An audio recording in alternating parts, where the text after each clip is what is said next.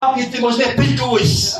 Amen, ons eet ongezond, soos die sister gesê het, en allemaal gaan, al die goede wat jy eet, gaan allemaal oor toe, of het gaat mag toe, of het gaat naar die kant toe, en so aan, amen, halleluja, maar ek is terug, amen, en ek kan die Here al die lof en die prys gee, amen, kan ons die Here so prys gee, amen, ek is blij, ek is opgewonde, ek sal nie die kan wees, halleluja, glory to Jesus. Ek wil vir vanmorgen bemoedig. Ek wil nie vanmorgen bemoedig uit. Ek kan die Bybel oopmaak met Psalm 84. Amen. Halleluja. Ek weet nou nie, as jy nou die woord gaan lees of ek weet nou nie of jy nog staan in teenwoordigheid van die Here nie. Ek weet dat, ek gee nie om wat jy doen nie. Jy kan staan, jy kan lê, of jy kan sit. Dit maak nie saak nie, solang ons die woord van die Here eer. Yes. Amen.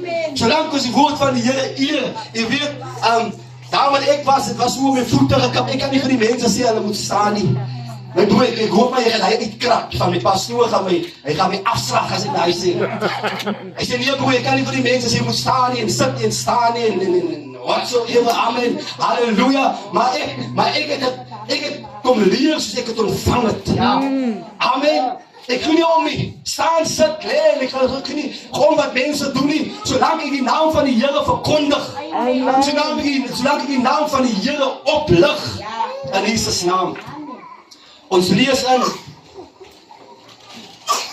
Psalm 84, ek gaan al 13 versies lees, maar ek gaan net so 'n paar versies uithaal om vir u te bemoedig. Die Psalm 80 sê, hoe lieflik is u woning. Vir die musiekleier op die getiek van, hy sê, van die kinders van Korog, 'n Psalm. Vers 2 sê, hoe lieflik is u woning.